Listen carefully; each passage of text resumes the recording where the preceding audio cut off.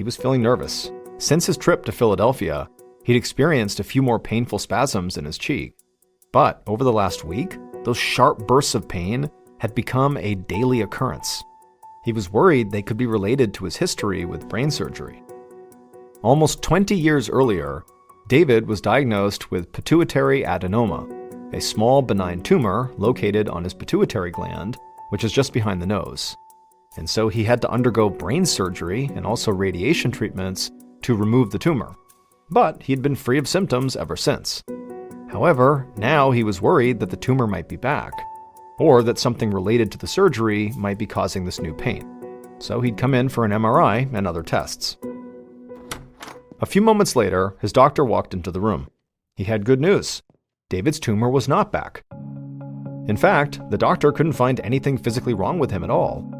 He asked if David was under more stress than usual. It was possible that the pain could actually be psychological. That didn't mean the pain was imaginary, just that it might stem from a combination of factors. But that did not sound plausible to David.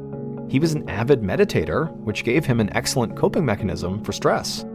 Besides, nothing was really weighing on him. He had actually been enjoying himself over the past few months, except for these new cheek spasms. He told the doctor as much, and then said he wanted a second opinion. The doctor nodded and said he had an idea. He recommended that David go see an ear, nose, and throat specialist, or ENT, and he promised he would send in the referral right away.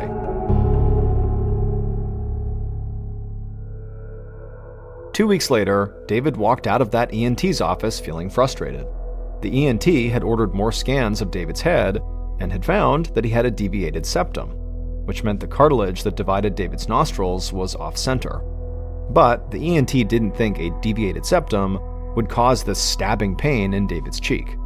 And like David's other doctor, the ENT also concluded that the pain might be psychological. And then he proceeded to ask David if he was under extra stress at work.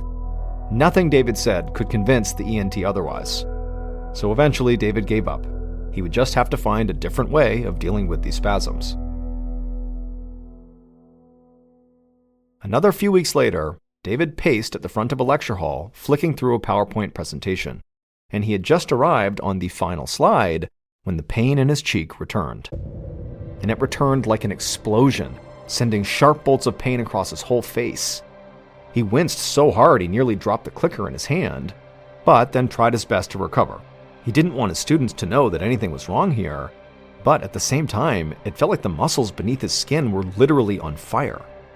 He took a deep breath and tried to use his meditating skills and put mind over matter here and get through the presentation, but he couldn't. The pain was so intense, he had to end the lecture early. Back in his office, David rushed over to his desk, opened up his lunchbox, and fished out the ice pack he'd brought to keep his food fresh. Then he placed it on his face, hoping it would take the edge off his pain. At that moment, he knew for sure that so far his doctors had been wrong.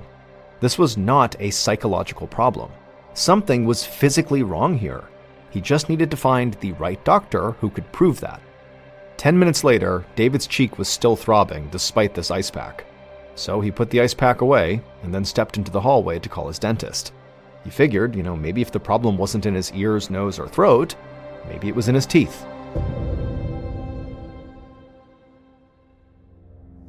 About a month later, David sat in a reclining dental chair, trying his best to breathe calmly as an oral pain specialist shot streams of cold water directly into the painful side of his mouth. David had gone to see his dentist, who then referred him to this specialist.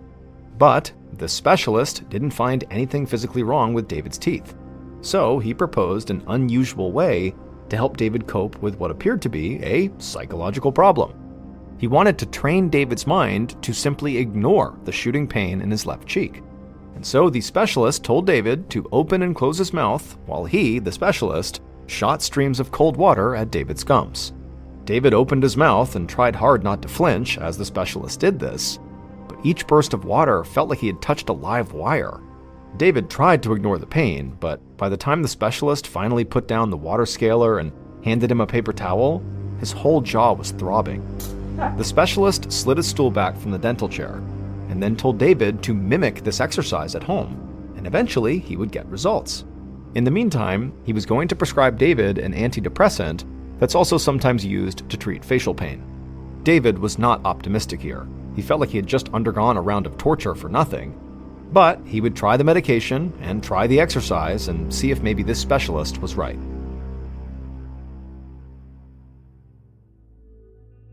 But a month later, in the summer of 2016, David was meeting with a new oral pain specialist named Dr. Parker.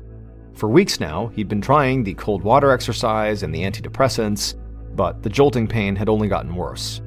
And so he hoped Dr. Parker could finally figure out what was going on here.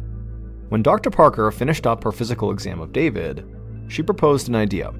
She thought they should maybe try direct injections to the area that was triggering the pain.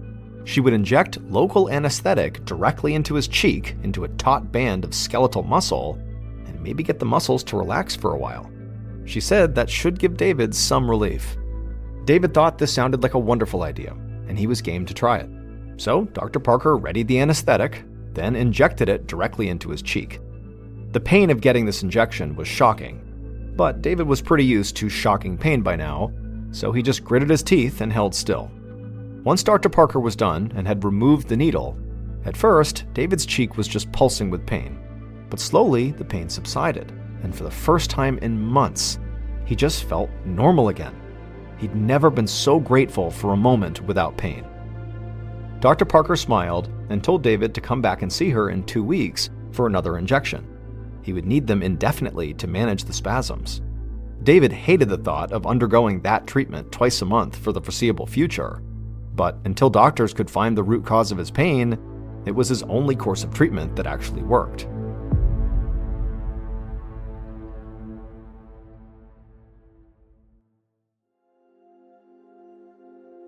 In January of 2009, David flipped through a magazine in the waiting room at a new medical office.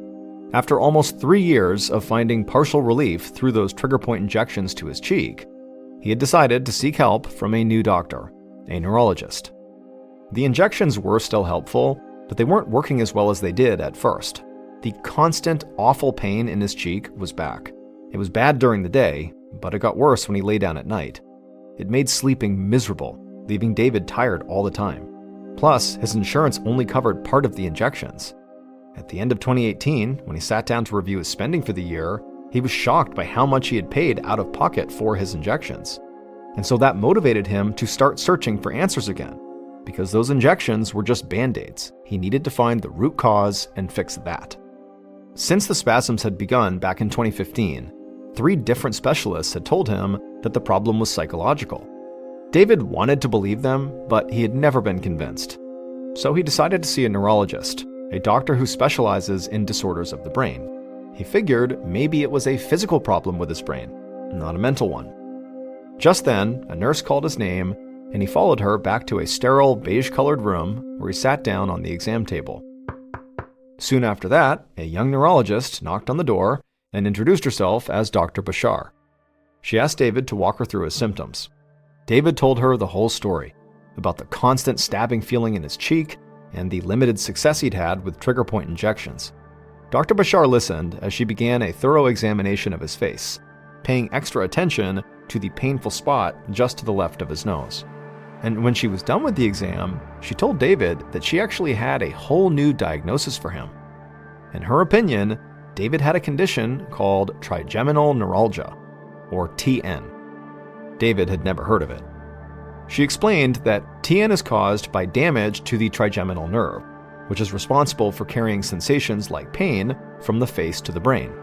TN can be triggered by a variety of things: a blood vessel pressing on the nerve, an injury from a sinus surgery or dental work, and in some cases, an unknown cause.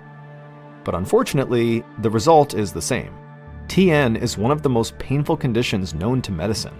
It's called a suicide disease because in the years before doctors were able to help patients manage the pain used to get so intense that some patients would choose to end their own lives rather than deal with the horrible disease. David thought back to how severe his pain had gotten before the trigger point injections he was getting. He couldn't imagine living with that pain for years on end. Dr. Bashar said she needed more information about his condition before she would know how to help him. There was yet another specialist she wanted him to go see. So, a few weeks after his appointment with Dr. Bashar, David was at another neurologist's office, sitting beside a metal cart filled with what looked like computer equipment. It was an electromyography machine, or EMG, that would measure the function of David's face muscles. The neurologist taped numerous electrodes to David's face and then turned on the EMG. Almost immediately, David felt a whole bunch of sharp little electric pulses pricking his skin. But this pain was nothing compared to the face pain he had been experiencing for the last 4 years, so he didn't mind. The machine clicked and pulsed for nearly an hour, and by the end of it, David barely noticed the electric pinpricks.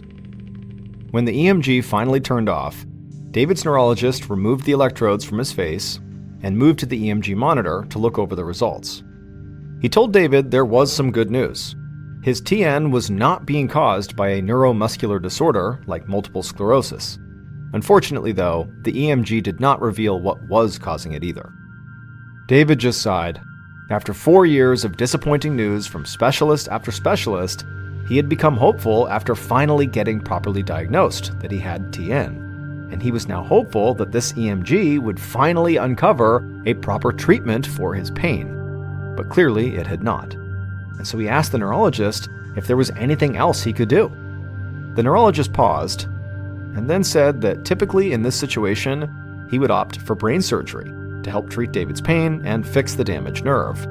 But given that David had already had brain surgery to remove the pituitary tumor back in 1997, the neurologist did not feel comfortable recommending another brain surgery. To him, brain surgery should be a true last resort. First, he wanted David to try managing the pain with painkillers. He told him to literally try every one on the market.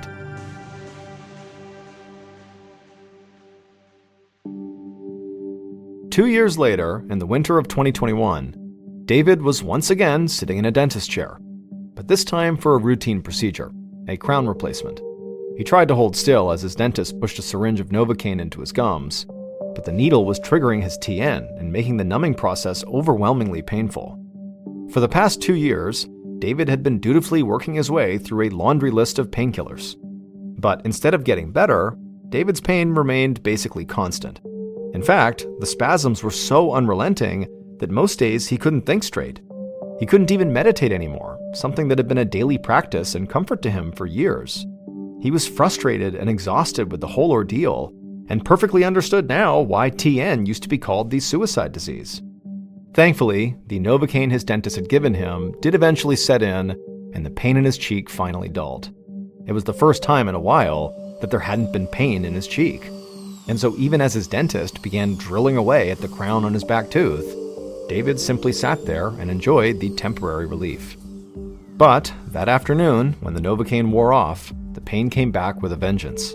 He grabbed an ice pack out of the freezer and pressed it to his cheek, hoping it would numb the pain. And it did, a little bit, so that night he literally slept on the ice pack. But it just was not enough. The throbbing pain in his cheek continued. David felt like he was going crazy. He knew that there had to be a proper treatment out there somewhere. A doctor who could figure out what was actually causing his TN and help him fix it. So once again, David started Googling, looking for new specialists to call. A few months later, in June of 2021, David had just wrapped up a lecture when his phone buzzed in his pocket. It was his newest doctor's office. David had been waiting for this call for weeks. After his most recent horrible experience at the dentist, he had made yet another appointment with another neurologist. And after this neurologist thoroughly examined him, they told David something startling. In her opinion, David did not have TN at all. The pain from TN is typically triggered by eating, talking, or brushing your teeth, but none of those activities seemed to trigger David's pain. His pain was a constant presence, regardless of what David was doing. And so this neurologist had ordered an MRI and CT scan to confirm her suspicion. And so now David hoped that on this phone call, he would be given finally a proper diagnosis and treatment plan. David crossed his fingers and answered the call. The neurologist said that after looking over his MRI, she found no abnormality involving his trigeminal nerve. That meant that the earlier diagnosis was incorrect, and David did not have TN. Instead, his CT scan showed that he might have a blockage in a sinus passage located at the back of his nose. She suggested that David's previous doctors had all been looking in the wrong place. She told him to go see another ear, nose, and throat doctor, because if she was right, the answer to David's pain could be a relatively easy fix. David couldn't believe it. After all this time, it seemed too good to be true. And so he promised the neurologist he would contact another ENT right away.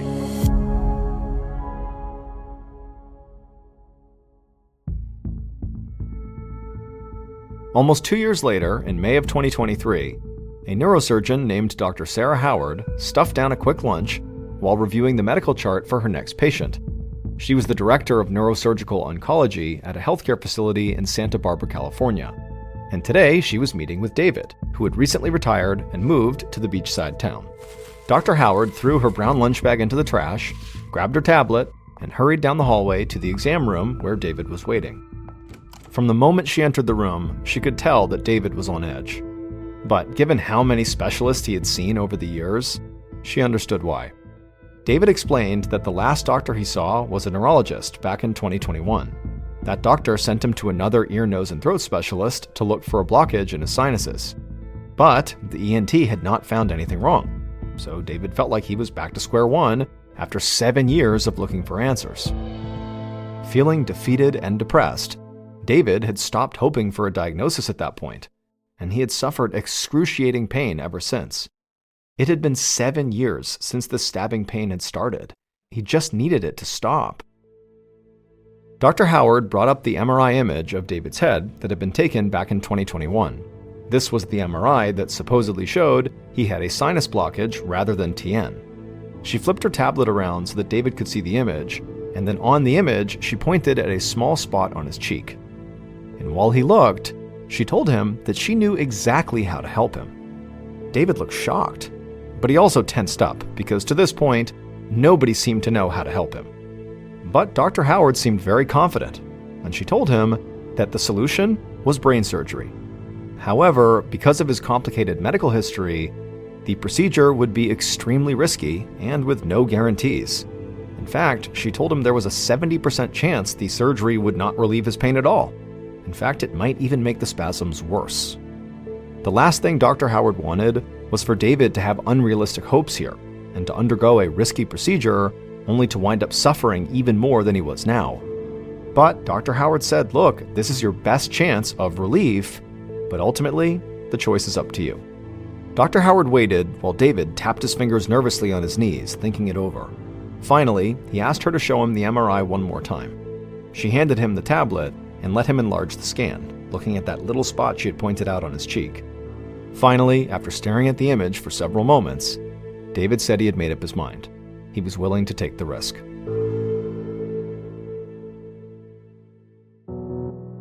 It's unclear why David's previous doctor didn't see it on the 2021 MRI scan. But the small spot on David's cheek that Dr. Howard pointed out was a group of blood vessels compressing his left trigeminal nerve. Although she wasn't sure if surgery could correct the condition, the image made her absolutely certain that David did in fact have a case of trigeminal neuralgia, or suicide disease, TN. So in that sense, David's earlier doctors had been right. But unlike any of his doctors up to that point, Dr. Howard actually knew how to fix it. In June of 2023, Dr. Howard performed that very risky brain surgery. It's known as a microvascular decompression, and she performed it on the left side of David's head. She drilled a small hole through his skull behind his left ear to expose the trigeminal nerve. Then she slowly lifted away the blood vessels that were pressing on the nerve and stuck a nearly microscopic Teflon pad between the blood vessels and the nerve. That way, the blood vessels could not compress the nerve any longer, and that would theoretically alleviate David's pain. But unfortunately, during the surgery, Dr. Howard hit a snag. She found that some small veins had become entangled with David's trigeminal nerve, making it difficult to completely relieve the pressure. That complication made her worry about how David would feel in the future.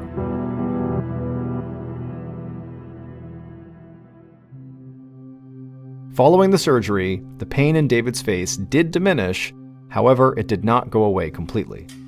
He also felt intermittent compression behind his ear, which Dr. Howard explained was likely due to nerve scarring, since it had been so many years since the first cheek spasm that was likely caused by these veins.